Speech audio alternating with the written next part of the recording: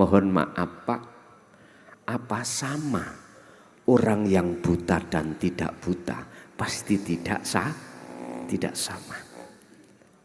Sekalipun beliau aulia, Allah menutupi lewat jalan maksiat miturut syariat, itu wenang bagi Allah. Wenang. Apakah itu ada? Ada Pak. Ada. Apakah boleh? Misalkan pertanyaannya, bagaimana mungkin aulia niku kan wis tiada selain Allah toh? Berarti kalau selain Allah sudah tiada, sing lakoni sinten niku? Lah, masa mungkin Allah maksiat? Gak mungkin toh. Kita mengatakan maksiat karena kita memandang dari sisi umum dengan teori hukum syariat. Tambah ngeluh Kang, aku ngaji ambek bayan. Wis buat ngopi ae. Paham iku sing mahamno ya Gusti Allah, ra paham sing gak mahamno ya Gusti. Mengapa harus kita pikir nemen-nemen? Wis gak usah nemen-nemen. Assalamualaikum warahmatullahi wabarakatuh. Saudara-saudaraku yang dirahmati Allah Subhanahu wa ta'ala, semoga tayangan ini bisa membawa manfaat dan menambah keimanan kita di sisi Allah Subhanahu wa ta'ala. Selamat menyaksikan. Bismillahirrahmanirrahim. Assalamualaikum warahmatullahi wabarakatuh. Waalaikumsalam warahmatullahi. Kula saking jamaah Pemalang Gus. Injih.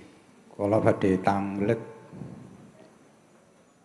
niki jawaban menika sampun wonten sederenge pertanyaan wonten. Nanging kula kok kados ketantang kali jenengan. Jenengan paring tausiah, paring nasihat tentang akhirat, tentang Allah. 1 menit kemudian jenengan disuguhkan penyanyi-penyanyi yang cantik-cantik. Nggih napa? Niki sing jaler-jaler niku. Karepe jenengan niku napa to, Gus? Karepe pripun? Kula mahaminipun niku susah niku. Nasihat-nasihatipun panjenenganipun ditantang napa teka-teki niki? Monggo dijawab. Matur nuwun. Fi kulli mukawwanat khafiyun hayyun wa huwa wujudullah. Sakjerone bidadari itu ada Allah. Saya ulang. Di dalam bidadari itu ada Allah. Saya katakan bidadari itu ada sifat jamalnya Allah. Keindahan Allah. Tinggal kita memandang, mohon maaf, makhluke apa mandang Allah.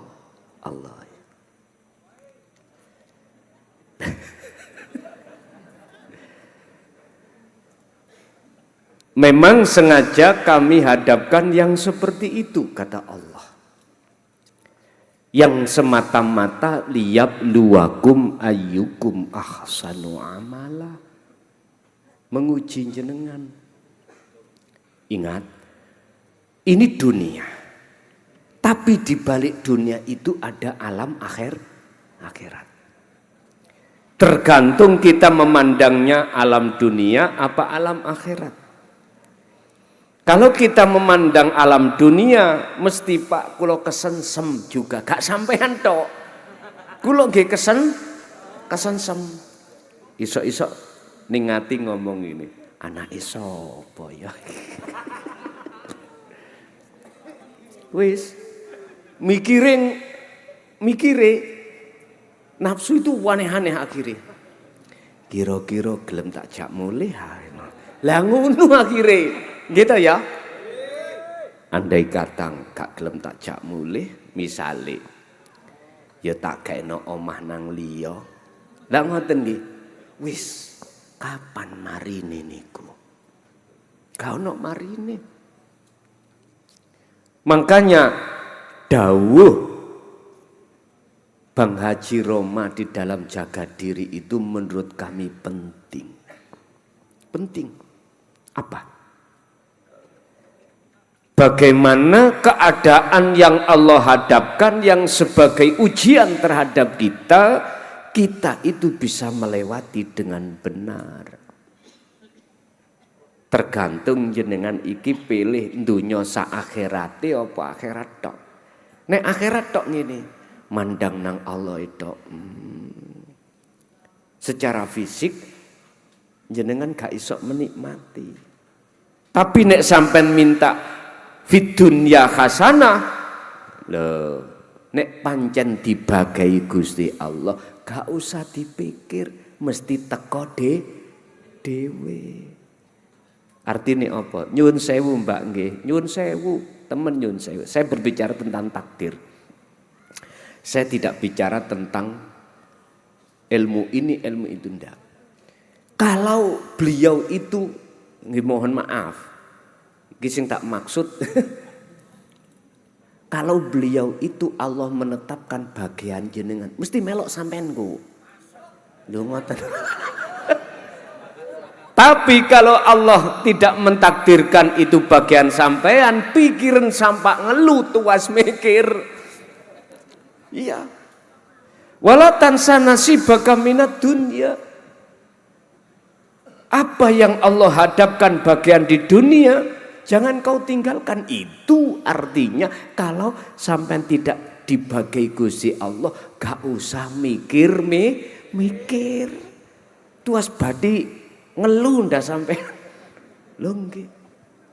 Bapak Ibu hadirin rahimakumullah. Inilah tantangan. Sebuah tantangan ujian dari Allah terhadap kita memandang siapanya. Kalau jenengan memandang akhiratnya berarti memandang Allah. Kantun ngoten, urusan dunya ningkuk diparingno Allah iku jenenge bonus. Bonus. Tapi sing dereng kagungan garwa lho ya. Sampeyan takokipun kagungan garwa apa durung? Kula kenal mboten kok ngoten. Nggih kanca-kanca niki sing madosake. Ngoten. Nggih, dados niku Pak, niku adalah ujian dari Allah, tinggal kita memandang kemana. Sama yang perempuan melihat laki-laki juga begitu. Itulah maksud Allah mengapa kita dihadapkan bidadari pada malam hari ini. Semata-mata untuk menguji pada kita memandang siapanya. Ingat, di dalam diri seorang bidadari mesti ada Allah. Makanya jenengan iki nek akdun nikah ojo mung syariate tok. Akdun nikah harus sak hakikate. Artinya ketika jenengan akdun nikah secara syariat, barengilah dengan akdun nikah secara hakikat. Caranya pandanglah hidup di dalam seorang istri. Mekaten sekilas info. Lanjut.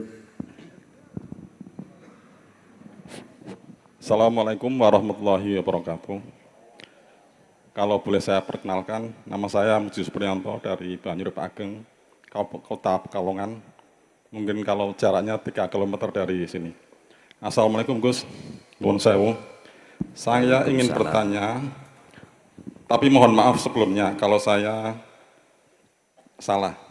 Saya pernah mendengar bahwa ada waliullah peminum, ada juga penjudi.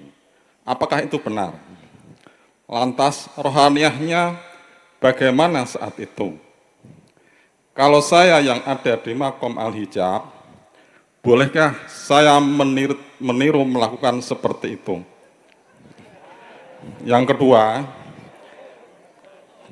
ketika hati seperti apa, kemudian dibenarkan secara hakikat, ketika melakukan hal yang dilarang secara syariat.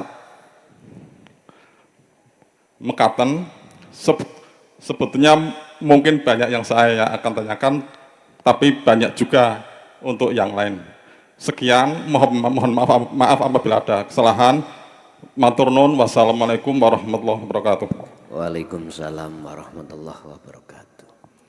Kita urai dulu tarkib definisi daripada ahli hijab dan ahli syuhud. Golongan am dan golongan khos. Ahli hijab kita golongan ahli hijab atau golongan am. Disebut golongan yang buta. Apa bisa kita itu berjalan seperti golongan ahli syuhud? Enggak bisa, Pak. Bagaimana mungkin bisa orang yang berjalan antara orang ahli hijab dan ahli syuhud di jalan yang sudah disiapkan? Apa sama? Enggak sama. Artinya, golongan ahli hijab kita itu semua orientasi perilaku mesti berjalan di atas jalan hawa nafsu. Sementara para aulia Allah, kekasih Allah, berjalannya itu fisabilillah. Di atas jalan Allah. Mengapa demikian? Karena beliau aulia ini adalah sudah mengerti mana jalan dan mana jurang. Kita golongan ahli hijab tidak mengerti mana jurang, mana jalan. Kalau enggak percaya silakan. Jenengan mata tertutup berjalanlah di jalan yang benar. Coba. Mesti kita akan menggok. Gak mungkin bisa dengan lurus. Gak mungkin, Pak. Dari pertanyaan, apakah para waline Allah itu ada yang maksiat secara syariat? Lah gitu toh. Entah itu minum ataukah penjudi. Saya jawab, Pak. Dari kajian tentang kitab Hikam pasal 166 kalau enggak salah kemarin kami bahas.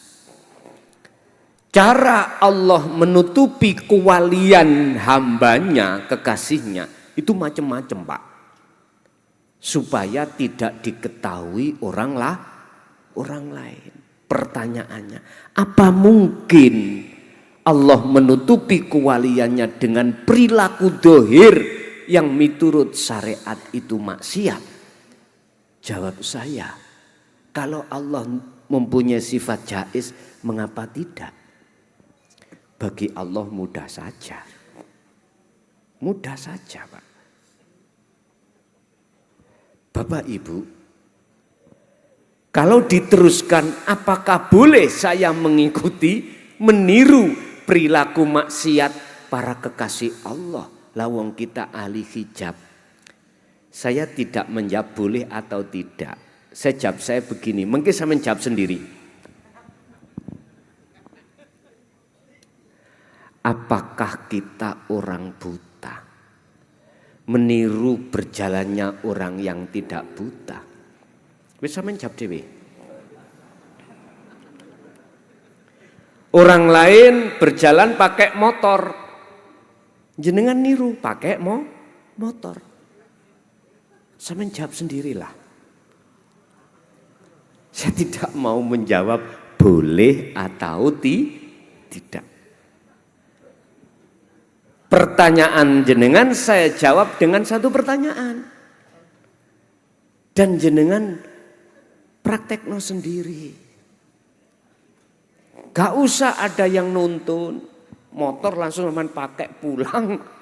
Udah tiru orang yang tidak buta. Boleh atau tidak? Yus itulah jawabannya. Mohon maaf Pak, apa sama orang yang buta dan tidak buta? Pasti tidak sama.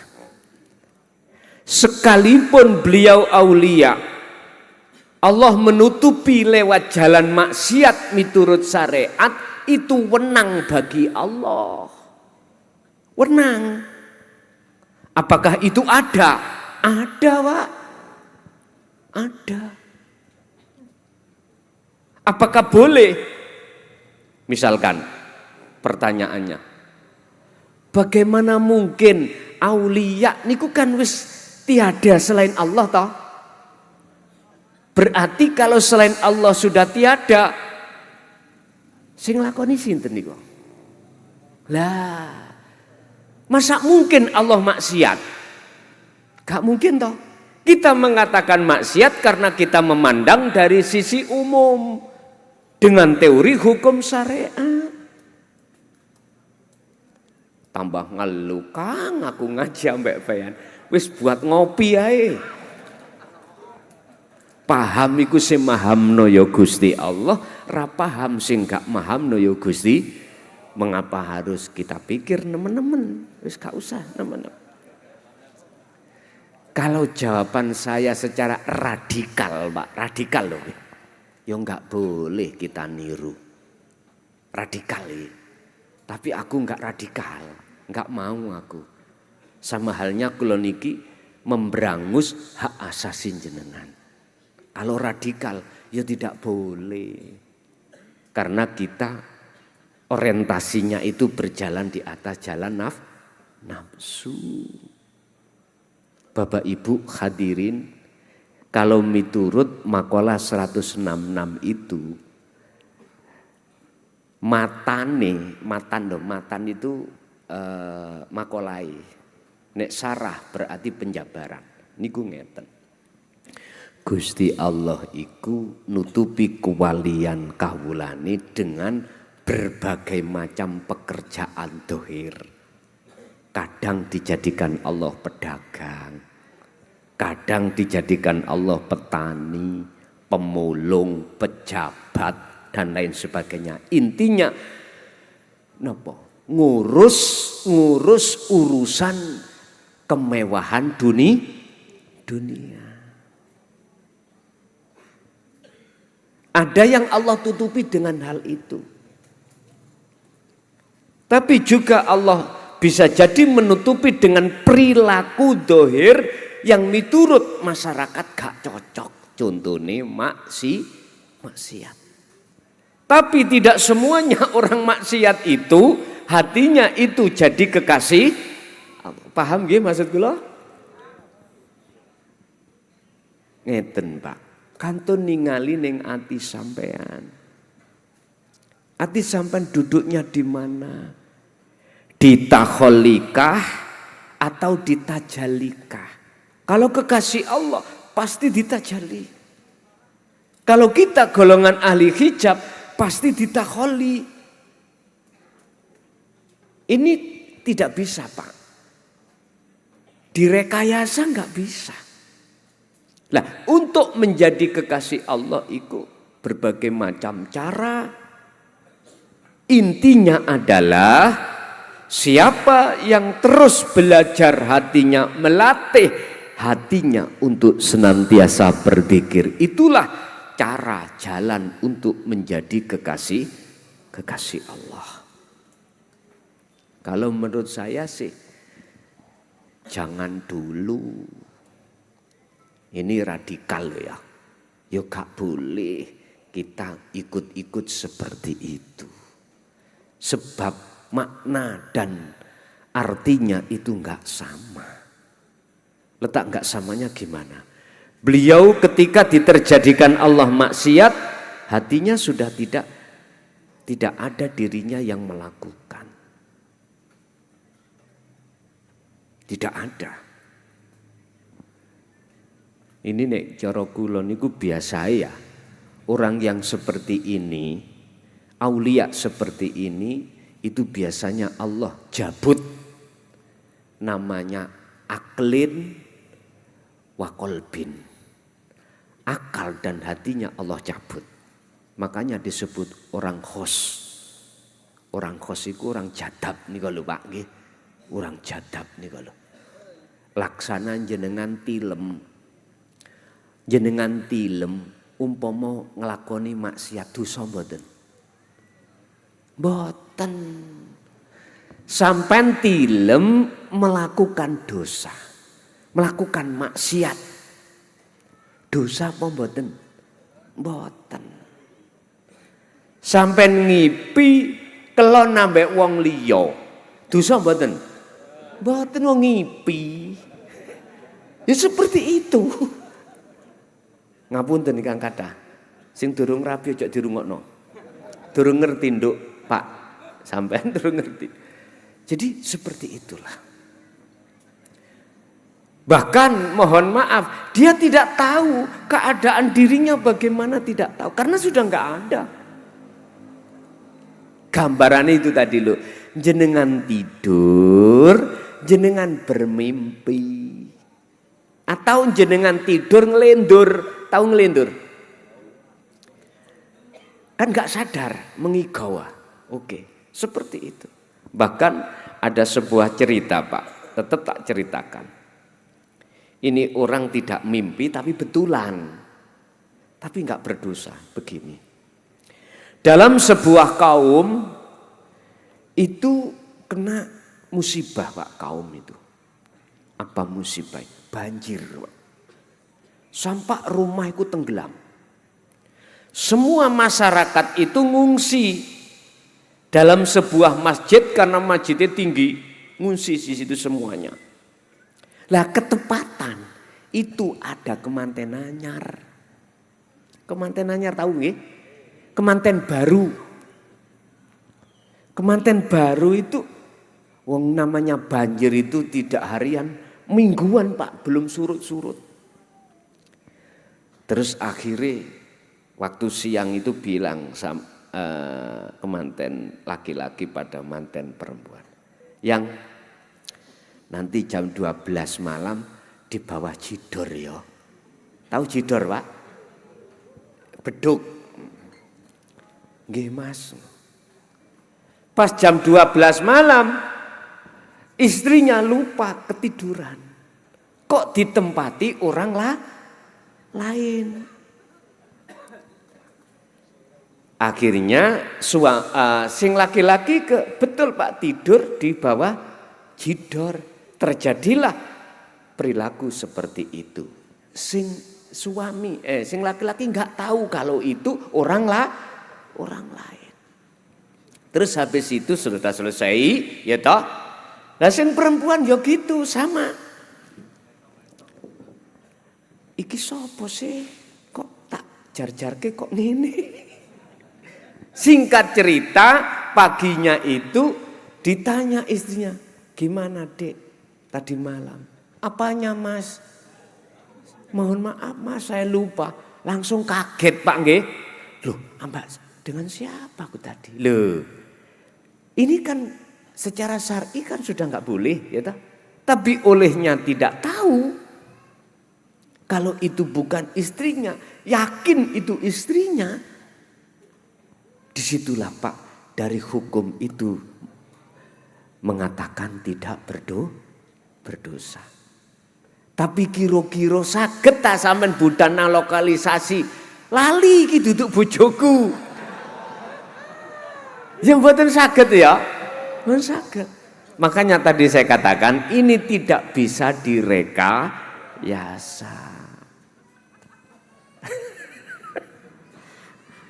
Ini kok belewakrak tutuk guni Bang.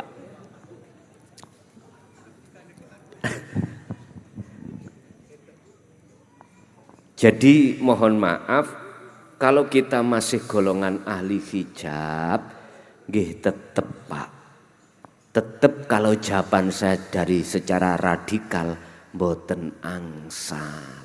Wis pertama. Kedua, Bagaimana pandangan syariat dan hakikat tentang hal itu?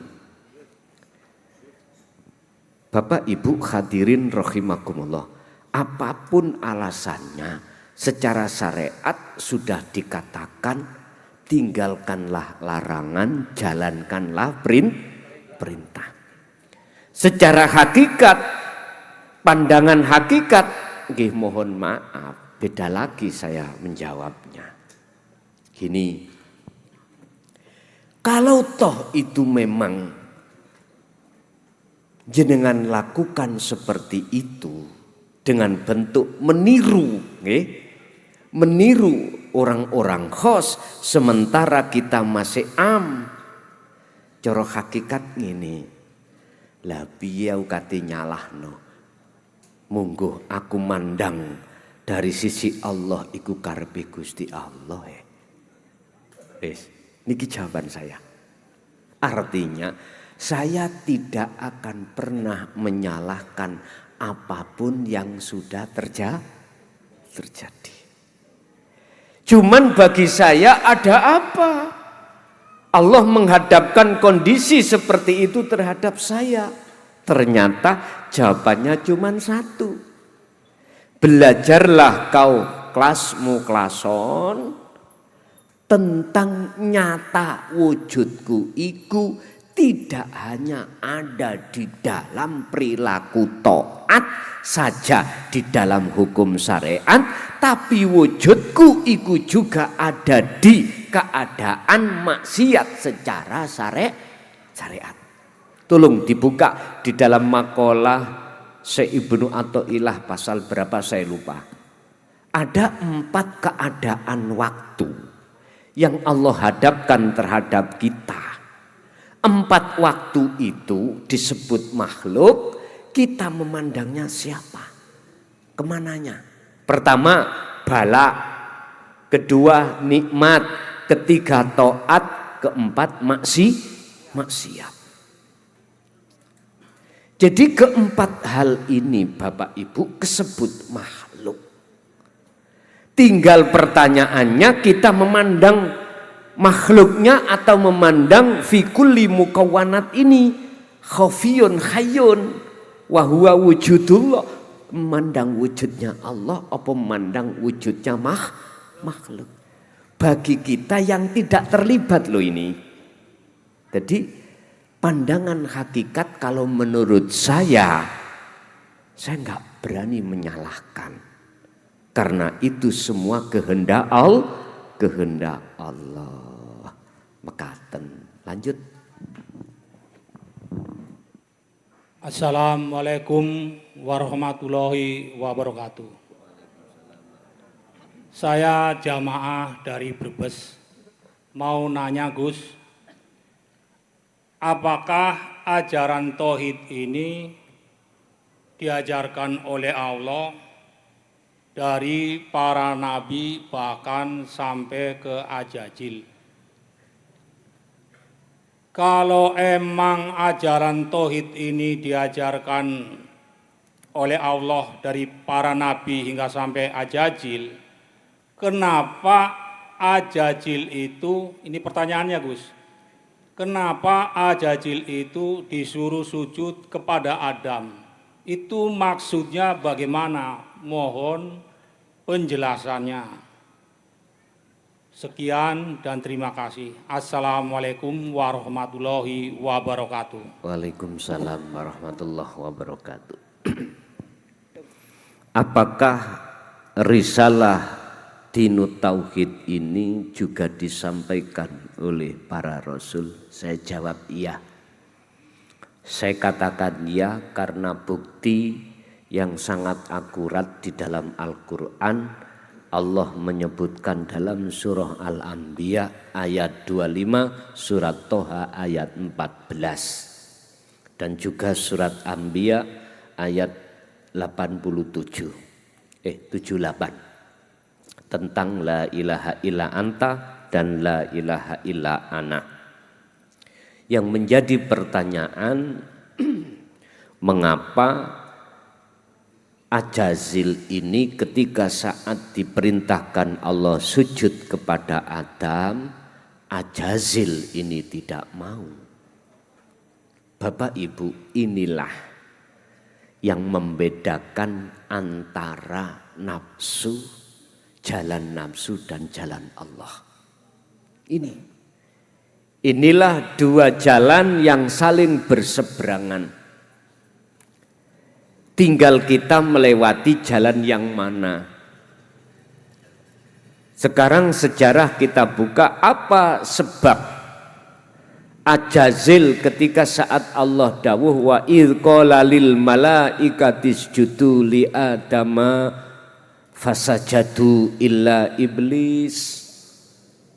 Mengapa Ajazil itu menolak atas perintah Allah untuk sujud kepada Adam?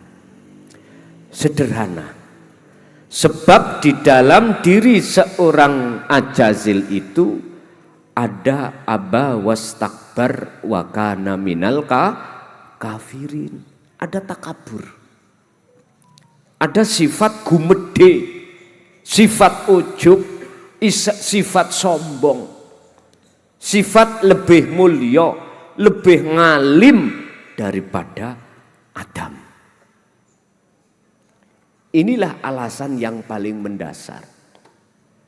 Dan ini tertuang di dalam satu ayat ketika saat Allah bertanya kepada Azazil, Zil, mengapa kau menolak tidak mau menjalankan perintahku berupa sujud kepada Adam?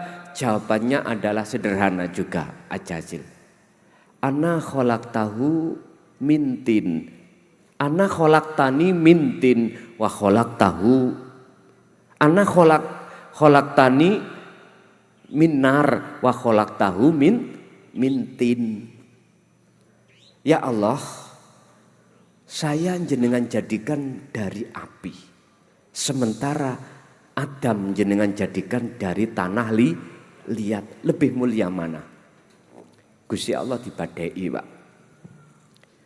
Otomatis akal menjawab lebih mulia api. Justru oleh karena merasa lebih mulia inilah yang menjadi penghalang yang namanya Ajazil menolak perintah Allah. Mohon maaf, ini kalau saya terjemahkan pada diri kita, siapapun kita, Pak, kalau merasa lebih baik daripada orang lain, berarti Ajazil ya kita ini. Ajazil yo kita ini. Bolehlah sampai katakan anak turune, wis gak apa-apa.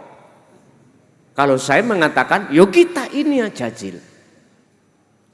Orang yang merasa lebih baik daripada orang lain macam-macam unsurnya, faktornya macam-macam. Kadang karena lebih kaya. Kadang-kadang mobilnya lebih bagus, rumahnya lebih bagus, jabatannya lebih tinggi. Insya Allah Pak, cara kula ngomong ilmu, pengikuti luwih kathah, pondoke luwih gede. Insya Allah. Ini persoalannya.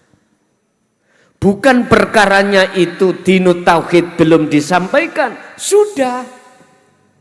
Cuman tolong dibuka dalam surah Al-Baqarah ayat 5 dan ayat 6. Muncul Ajaziliku yang bagaimana?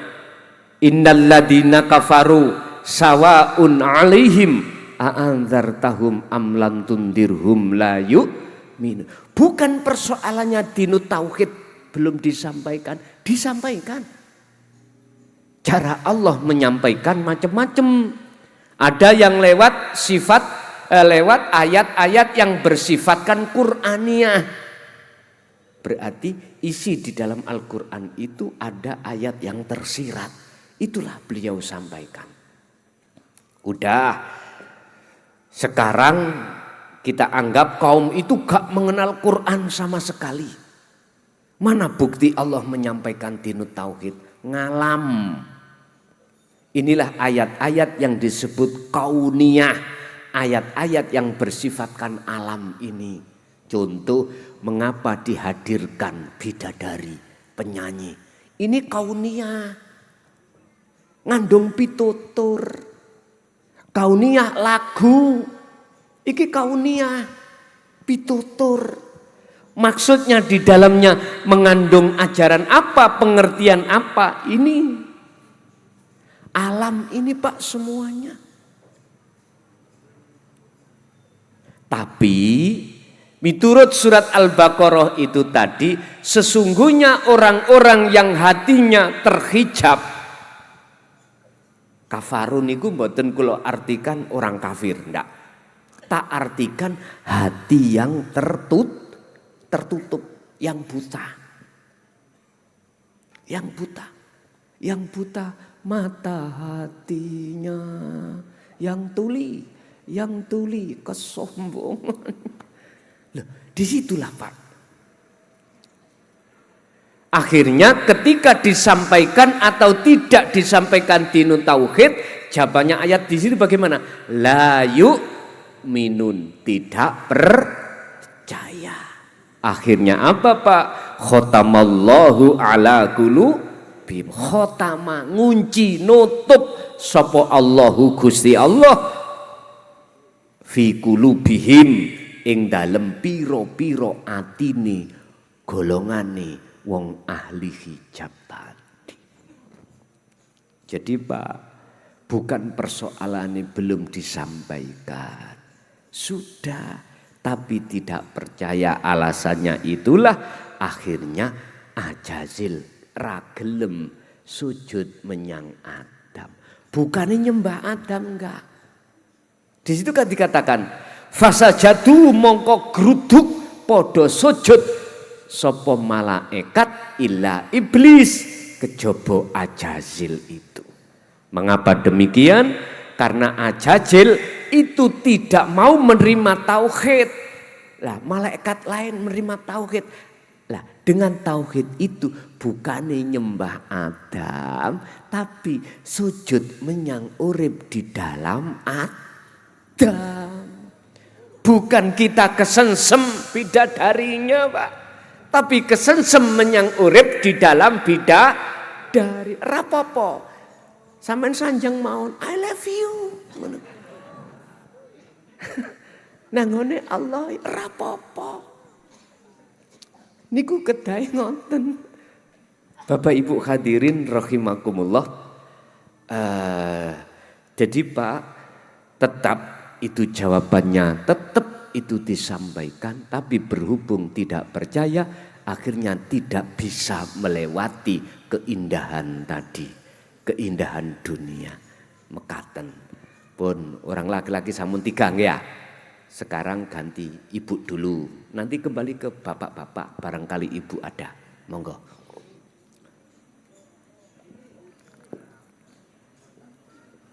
Kita kasih kesempatan ibu.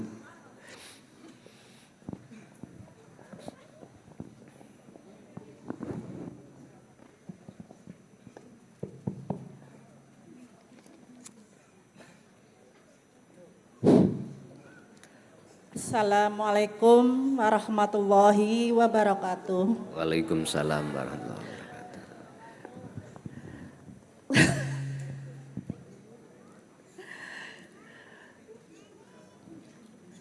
Gus, yang saya mau tanyakan, perkenalkan dulu.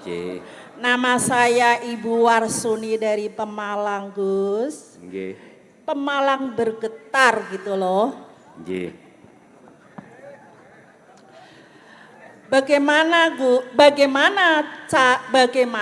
cara yang efektif untuk menfanakan nama, sifat, zat untuk menuju ke ahadiyah, menuju ke ahad agar tidak jatuh bangun, Gus.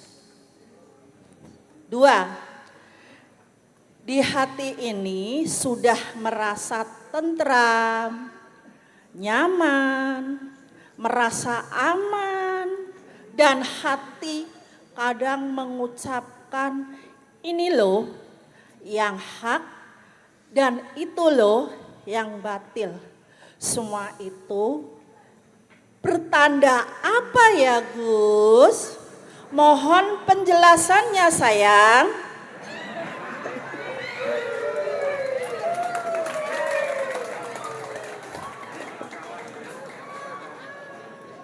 Sampun Bu. Oke.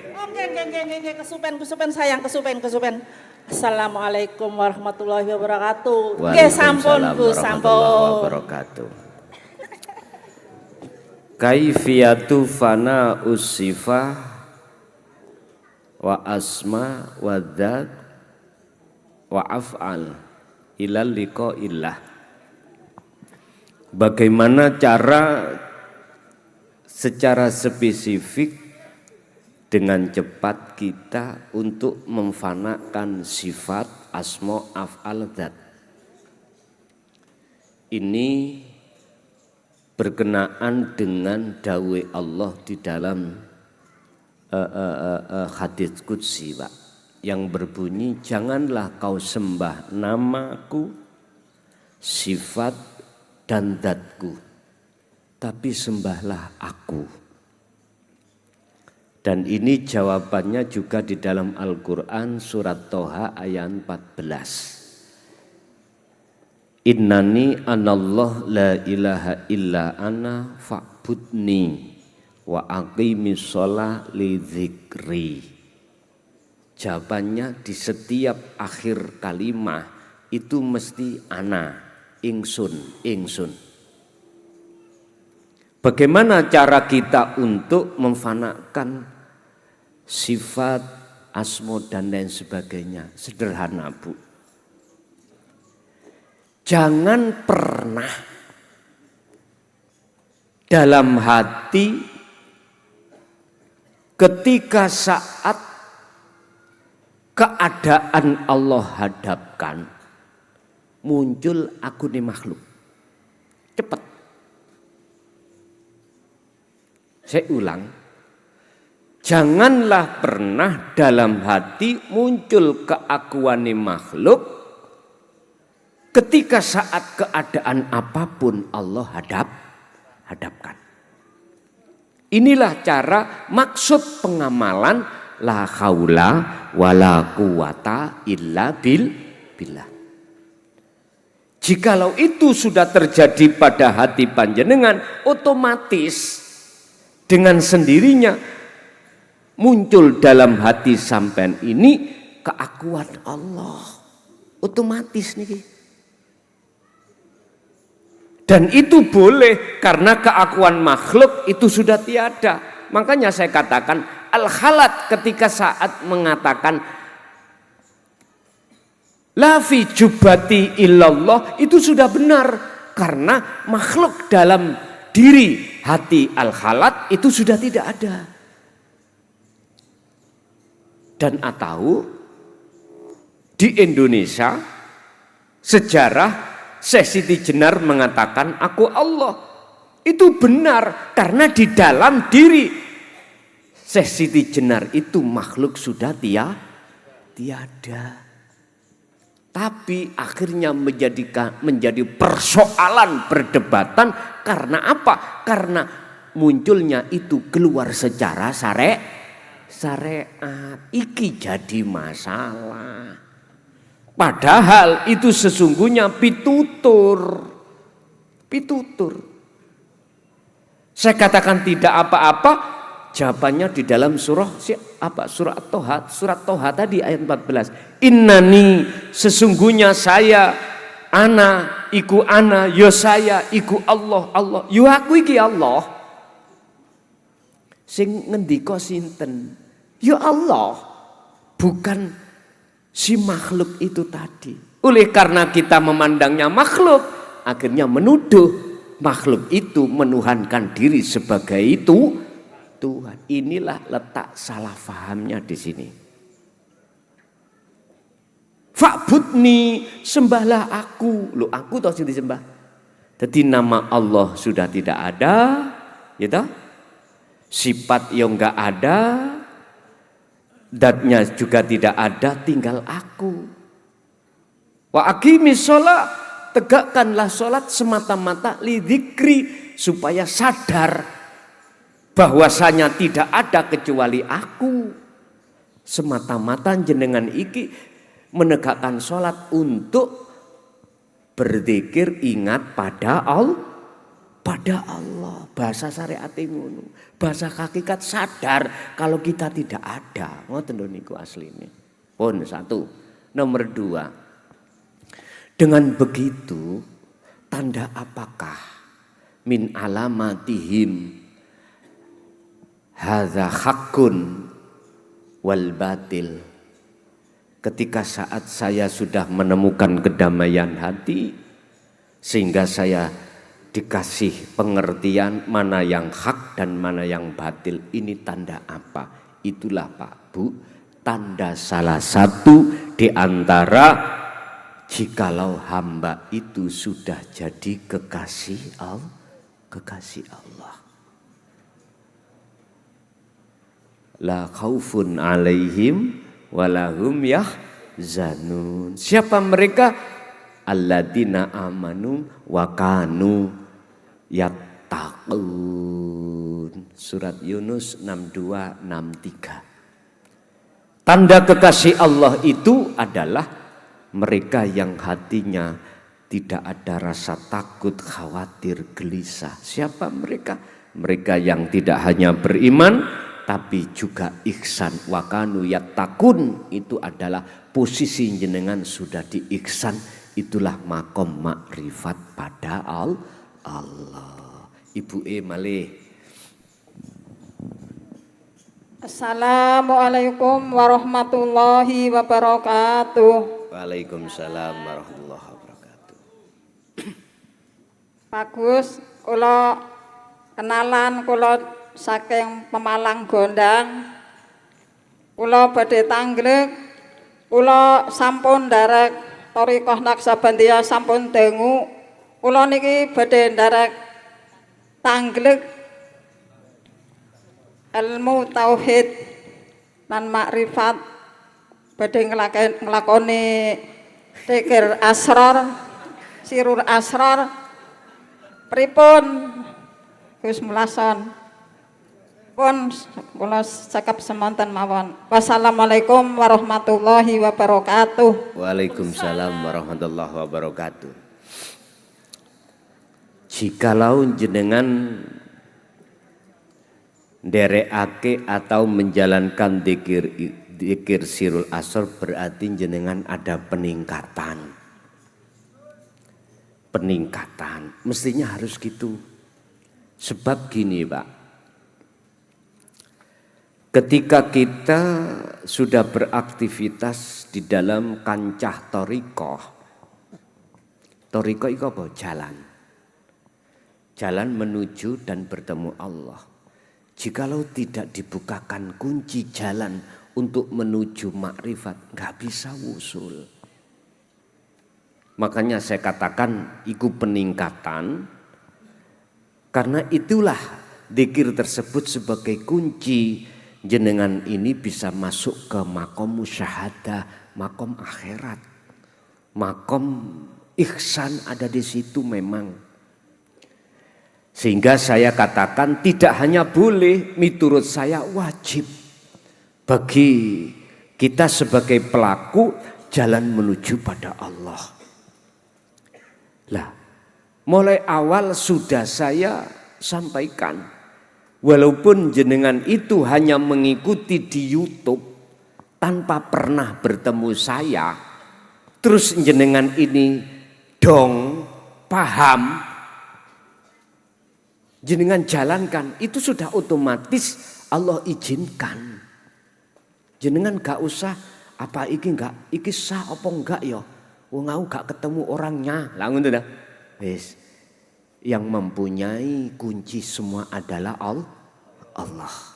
Anda digerakkan untuk bisa memahami dan menerima, itu tertanda berarti Anda telah dimasukkan Allah di dalam kancah kunci tersebut. Makanya jenengan yang jauh dari Indonesia khususnya, jangan khawatir, sah itu. Makanya awal-awal sudah saya katakan azaztukum, sudah saya berikan secara syar'i terhadap siapapun yang mau menerima. Monggo Bu, jenengan jalankan. Sebab fungsi daripada dzikir sirul asrar adalah nafi itsbat. Tandanya nanti kalau itu sudah jalan, hati sampean gak gampang gelisah, gak gampang susah, justru malah menemukan satu kedamaian. Sebagai proses awal orang yang melakukan dzikir sirul asrar itu ada di tahapan su'aul basyirah, harus selalu mengasah, merasakan kehadiran Allah di dalam segala hal keadaan apapun. Itulah yang dimaksud Kanjeng Nabi, fa ilam takun taroh, apabila kau belum bisa melihat wujudnya Allah, maka kau harus sering merasakan kehadiran Allah, atau Allah selalu melayani panjenengan. Lanjut, Ibu Sitok Engkas.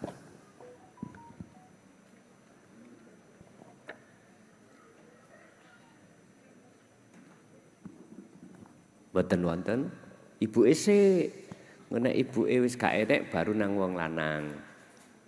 Tasik wonten?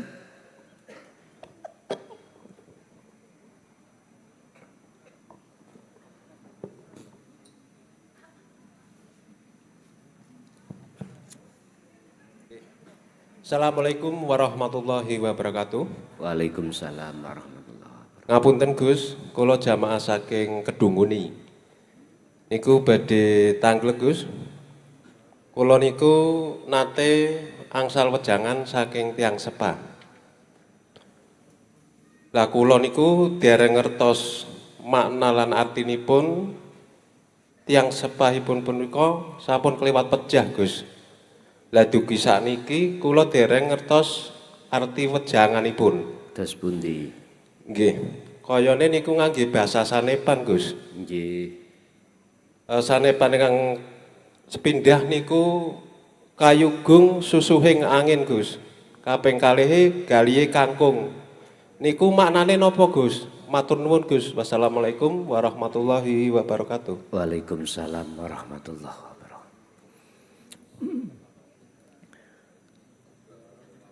Susuane angin dengan galihe kangkung. Susuane angin iku maksude urip. Galihe kangkung ya maksude urip. Secara dohir sampai cari kemanapun dengan mata dohir kosong. Sampai lihat galihe kangkung ya enggak ada, yang ada hanya kosong. Susuane angin ya sama. Ternyata inilah maksud satu makalah fi kulli mukawwanat. Di dalam setiap makhluk itu ono urip. Akhirnya disebut gali kangkung sama dengan susuane angin. Sesungguhnya itulah wujudnya Allah. Makanya saya masukkan dalam pengertian lebih mendalam, wahuwa hayyun au khafiyun iku wujudullah, yaiku wujud sejatine Allah. Wong Jawa ngarani sejatine urip. Lah tinggal pertanyaannya kita, bagaimana caranya untuk bisa sampai bertemu dan rangkul-rangkulan terhadap itu. Dalam bahasa kitab, bagaimana kita bisa mengesahkan Allah. Syuhudul wahdah fil kasroh, ini jawabannya. Pandanglah esa di dalam banyak. Ngoten niku. Ini enggak akan pernah kita terjadi pada diri kita selama mata hati masih buta. Enggak bisa, Pak. Kalau masih ada tutupnya mata hati, enggak bisa. Ini harus dibuang. Yang membatasi atau menghijabi mata hati kita harus dibuang. Yang bisa membuang hanyalah Allah. Allah membuang itu ada asbabun nuzulnya, sebab-sebabnya. Mengapa Allah buang hijabnya hati? Cuma satu. Muhammad dzikron katsiron, perbanyaklah sadari hatimu, dzikir sejatine dzikir yang harus kau lakukan. Itulah jawabannya dzikir sirul asrar. Pun titik ada di sini, Pak. Nggih, lanjut. Assalamualaikum warahmatullahi wabarakatuh.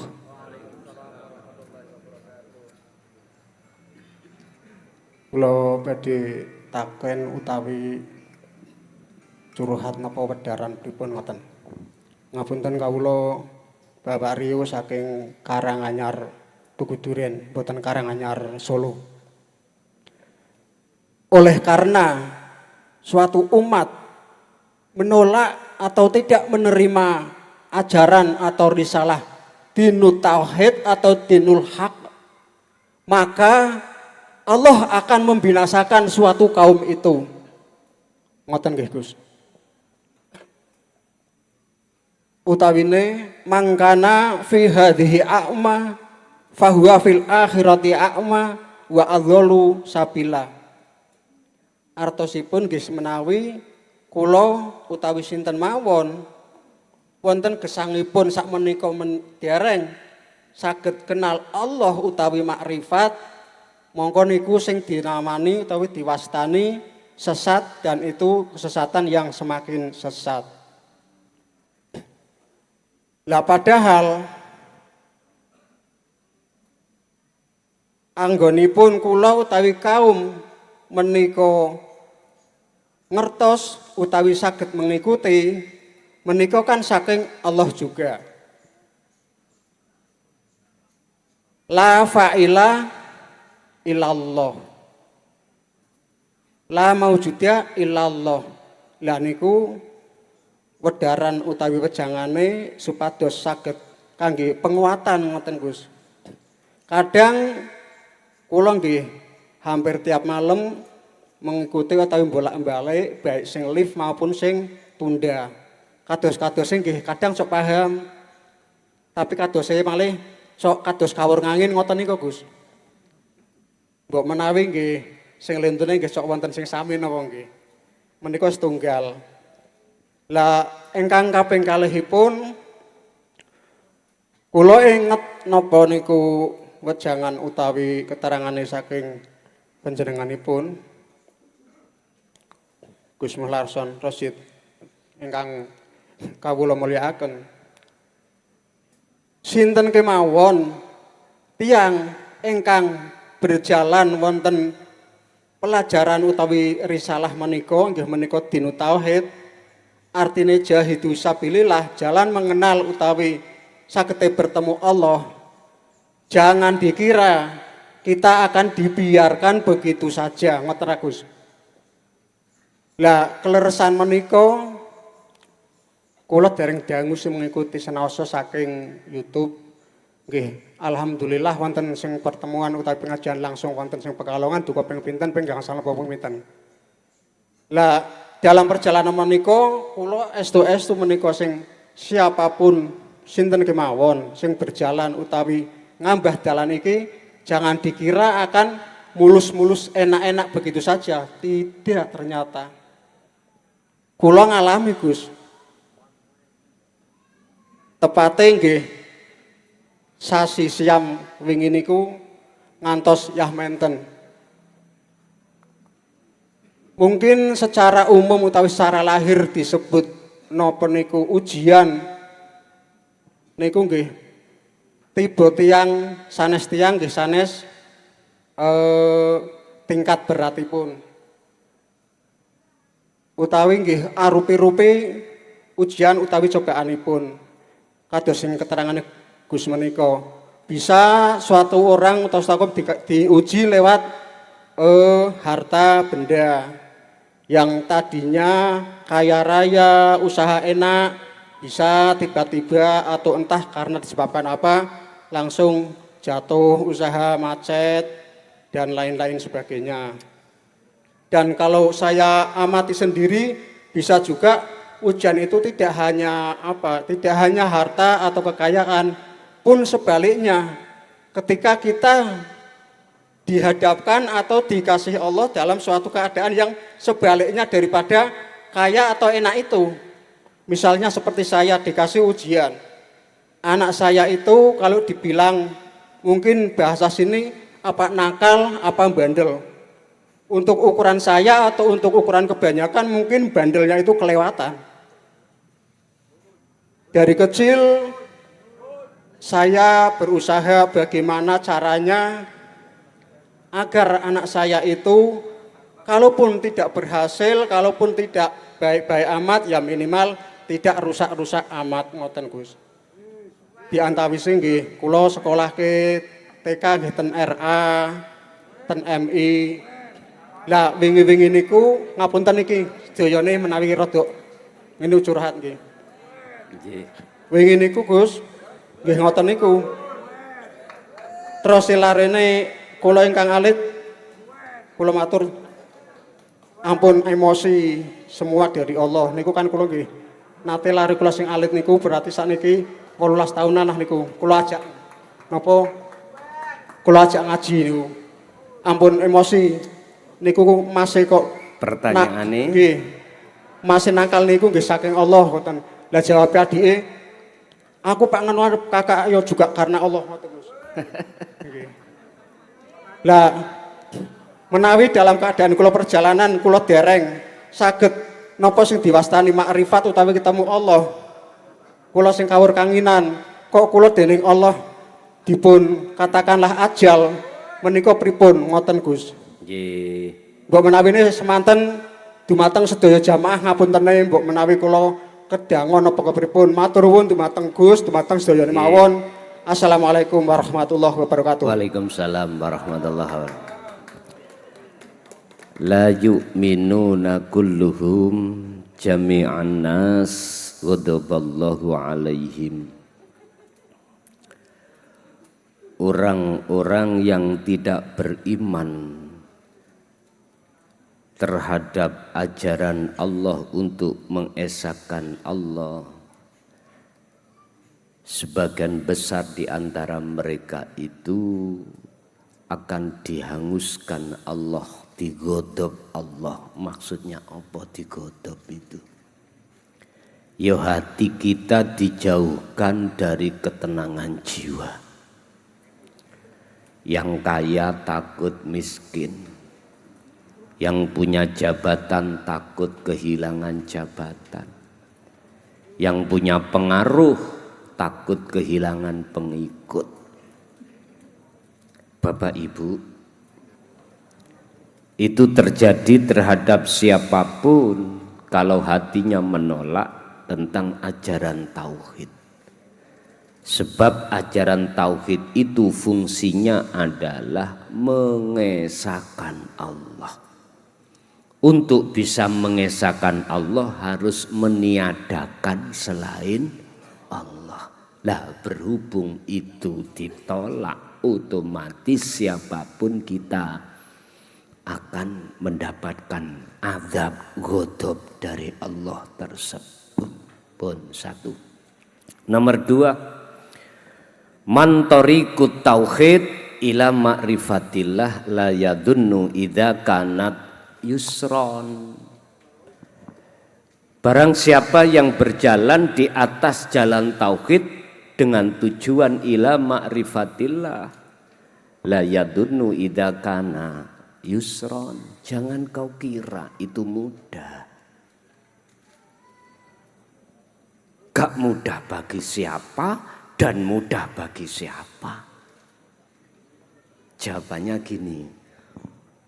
Gak mudah bagi orang yang matanya buta ketika saat disuruh berjalan. Gak mudah, Pak.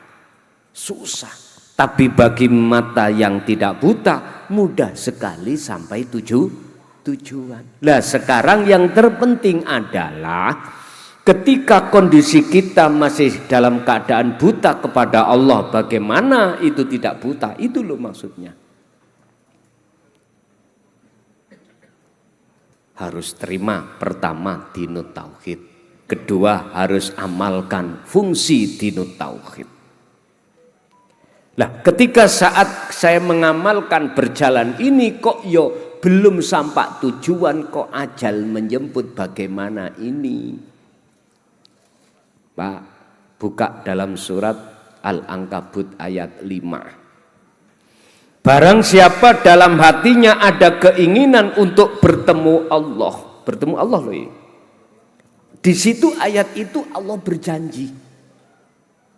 Dalam waktu yang sudah Allah tentukan pertemuan itu pasti terjadi. Andai kata di dunia jenengan belum ketemu, mesti sampai ikut setelah di alam dunia menuju alam kekekalan, disinilah pertemuan pasti terjadi. Buka Al-Ankabut ayat 5. Artinya jenengan jangan berkecil hati. Jangan pesimis dikarenakan jenengan kali kulo nggak ada nasab kewalian, nggak ada nasab duriah orang baik-baik terus nggak bisa. No, jangan. Dalam ayat ini memakai isim nakiroh, tidak memakai isim makrifat. Mengapa demikian? Ini untuk umum, siapapun. Berarti tidak bicara tentang nasab, tentang duriah, tidak. Barang siapa yang hatinya ingin bertemu Allah, fa inna ajalallah la'at. Allah berjanji dalam waktu yang sudah Allah tentukan, pertemuan itu pasti terjadi. Lancar aja jenengan. Urusan mati, wis apa kata Allah? Yang penting kita fa'budu, terus mengasah bagaimana cara hati jenengan bisa mengesahkan datang Allah, itu aja. Oke.